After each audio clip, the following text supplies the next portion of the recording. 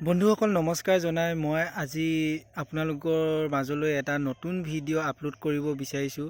যিহেতু বৰ্তমান খৰালি সময়ত বিভিন্ন খেতি বাতি কৰা হয়, বিশেষকৈ বুৰ ধানৰ খেতি কৰা হয়। এয়া আমাৰ বুৰ ধানৰ বাবে প্ৰস্তুত কৰি থৈ দিয়া কঠীয়া বিতলি, আৰু মই মোৰ খেতিৰ যি প্ৰণালী সেই খেতিৰ প্ৰণালীৰ বিষয়ে কিছু ক'বলৈ আপোনালোকক চেষ্টা কৰিম। আৰু দ্বিতীয়তে মোৰ যি খেতি এই খেতিসমূহ দেখুৱাবলৈ চেষ্টা কৰিছোঁ।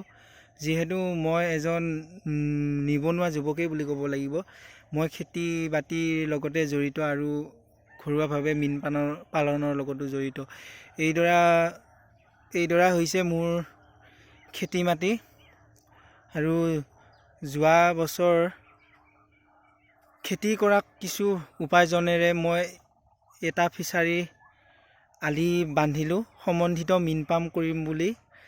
এইখিনিতে ভৱিষ্যতে মই কিছু ফাৰ্মিং কৰাৰ ইচ্ছা ৰাখিছোঁ। এইখিনিতে ফাৰ্মিং কৰিম, আপোনালোকক দেখুৱাবলৈ চেষ্টা কৰিছোঁ। আৰু এয়া হৈছে মোৰ ফিচাৰী পাৰ, আৰু এইটো সৰুকৈ এটা ৰল বা কি ক'ম, এইটো ড্ৰেইন হিচাপে বনাইছোঁ। আৰু এই ওপৰত নাৰবিলাক দেখিছে যে, ইয়াতে মই মোৰ বুৰ ধানৰ খেতি কৰিম। আৰু এনেকৈ মোৰ সম্বন্ধিত মীন পাম কৰিবৰ কাৰণে কিছু চেষ্টা কৰিছোঁ। আৰু ইয়াত মই যোৱা বছৰ কিছু অমিতা পুলি লগাইছিলোঁ, ফল ধৰিবলৈ আৰম্ভ কৰিছে। আৰু এনেকৈ কল লগালোঁ, আৰু এয়া অমিতা গছ শাৰী শাৰীকৈ লগাই দিলোঁ। আহক আপোনালোকক দেখুৱাবলৈ চেষ্টা কৰোঁ। এয়া মোৰ ফিচাৰী আলিৰ মাজে মাজে অমিতা গছ।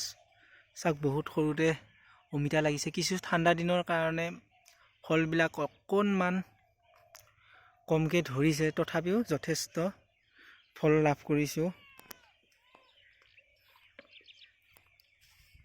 এয়া মোৰ সম্বন্ধিত মীন পামৰ কিছু বাহ্যিক দৃশ্য আপোনালোকক দেখুৱাবলৈ চেষ্টা কৰি আছোঁ।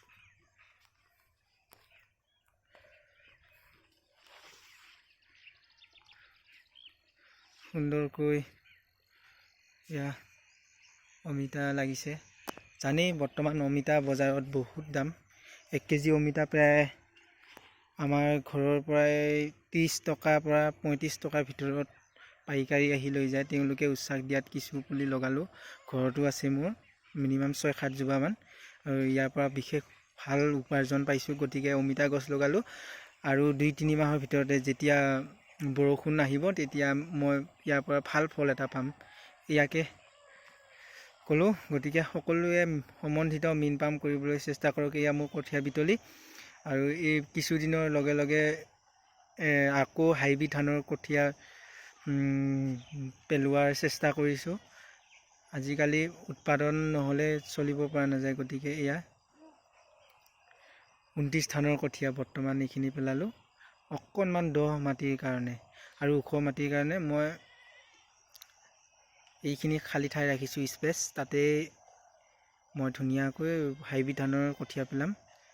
পাৰিলে আপোনালোকে কঠীয়াসমূহ হাইব্ৰিড বা অন্যান্য কঠীয়া কিছু ব্ৰেড ছিষ্টেমত পেলাব, আৰু অলপ দূৰে দূৰে পেলাব, তেতিয়া মিছল হোৱাৰ পৰা চান্সটো কম থাকে। ধন্যবাদ। ইয়াকে কৈ মই আজি মোৰ এই ভিডিঅ'টো